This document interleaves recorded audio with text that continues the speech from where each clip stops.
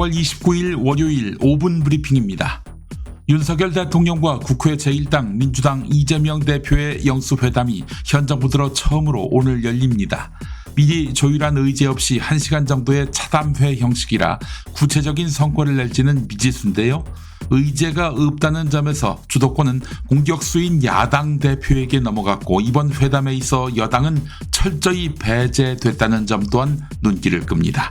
민주당은 총선 공약이었던 민생회복지원금 25만 원 지급을 강하게 요구할 전망입니다. 아울러 국정기조의 전환을 요구하면서 국회의 입법활동을 존중하고 각종 특검도 수용하라고 압박할 것으로 보입니다. 이종섭 국방부 장관이 아닌 이시원 대통령실 공직기강 비서관으로부터 최상병 관련 수사 자료를 회수하라는 지시를 받고 실행에 옮긴 것으로 보이는 유재은 국방부 법무관리관. 며칠 전 14시간 조사를 받고 오늘 또 공수처에 나갑니다. 한편 윤석열 대통령은 공수처장으로 수사 경험이 없는 판사 출신 오동훈 변호사를 지명했습니다. 이런 가운데 최상병 특검법을 놓고 국민의힘 법안 통과를 방관할 수는 없는 처지지요.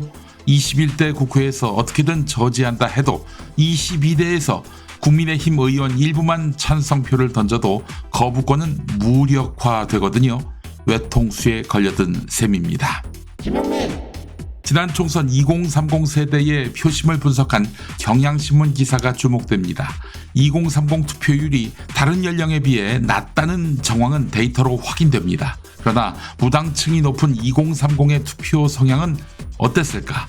2022년 대선 당시 나타난 이른바 2대남 2대녀 현상, 20대 남성의 보수화 경향과 20대 여성의 높은 더불어민주당 지지율은 이번 총선에도 유지됐다는 것입니다. 다만 지상파 3사 출구 조사를 보면 지난 대선보다 2030 세대 남성의 민주당 지지율이 올랐고 양당 지지율을 따져보면 격차가 많이 좁혀졌습니다. 민주당 페미니스트 정치인의 대거 낙천과 무관할까요? 한때 수험생들의 최고 선호대학으로 꼽혔던 교대의 지난해 수능 합격선이 큰 폭으로 하락했습니다. 지난해 교권 침해 사안들이 연달아 발생하면서 상위권 학생들의 선호도가 낮아진 것으로 분석됩니다. 경향신문 보도였고요. 국민일보에서 다룬 기사를 보면 현직 부장검사가 최근 젊은 검사들 사직이 증가한 현상의 원인으로 검찰 악마화 프레임으로 인한 자긍심 저하를 지목했다는 소식이 있습니다. 이런 악마화 프레임을 부른 원인이 자기 편 것은 수사하지 않으면서 반대편만 하고 그리고 국가 권력을 찬탈하기까지 한 검찰에게는 없을까요?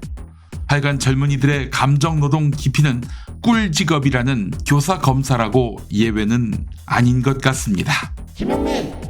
거대 연예기획사 하이브와 자회사 어도어의 민희진 대표 사이의 날선 공방은 하이브 측이 민희진 대표를 경찰에 고발하면서 형사사건으로 비화했습니다. 오늘 거의 모든 신문은 하이브가 민 대표에게 씌운 혐의, 업무상 배임이 성립되기 어렵다는 기사를 냈습니다. 형법상 배임은 예비 행위만으로는 처벌이 어려운 탓입니다. 물론 작은 행위라도 실행됐거나 혹은 실행된 행위가 회사에 손해를 미칠 우려가 있으면 성립되지만 현재로서는 그런 물증이 없다는 것입니다. 실행됐고 물증도 많은 열린공감TV 경영권 찬탈 사태는 좋은 비교 대조 대상이 될 것 같습니다. 다만 민 대표가 투자자 유치를 위해서 계약서를 외부에 유출한 게 사실이라면 처벌 가능성은 남습니다. 신문별 주요 뉴스입니다. 윤석열 정권 들어서 재편된 진실 화해를 위한 과거사 정리위원회가 이미 피해자로 인정된 전남 진도군 한국전쟁 당시 민간인 학살 희생자들 상당수를 북한 부역자로 몰았지요. 한겨레가 취재해보니까 4명 중 3명이 10대 초반 미성년자였던 것으로 밝혀졌습니다. 미성년자가 부역자라고요?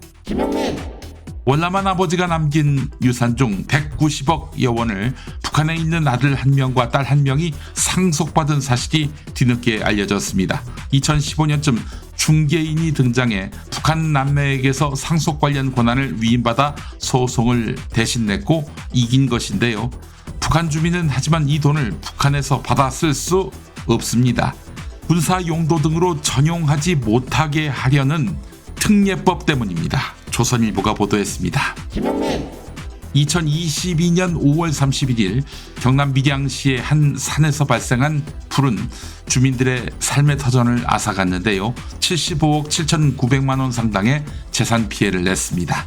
전문가들은 급격히 건조해진 날씨와 높아진 기온으로 인한 돌발 가뭄으로 이례적으로 산불을 야기했다는 것입니다. 세계일보 보도였습니다. 쾌락이나 즐거움 등을 느낄 때 체내에서 분비되는 호르몬인 도파민인데, 도파민을 추구하는 현상은 몸과 정신의 피로감을 키우고 집중력을 잃게 만드는 부작용을 낳습니다. 그래서 휴대전화 사용을 애써 줄이고 독서하는 이들이 늘고 있다고 하네요. 경향신문 보도였습니다. 며칠 전 한국피부비만 성형학회 춘기 학술대회에 전공의 50여 명이 줄 섰습니다. 그동안은 대부분 개원의가 오던 행사였는데요. 정부의 의대 증원과 필수 의료 패키지 추진에 반발해 병원을 떠난 전공의들이 이쪽으로 대거 빠질 것 같다는 전망입니다. 이런 반발, 이런 부작용에 대한 대비 없이 의사 수 늘리기에만 급급했던 정부, 한심합니다. 조선일보 기사였습니다. 5분 브리핑 마칩니다.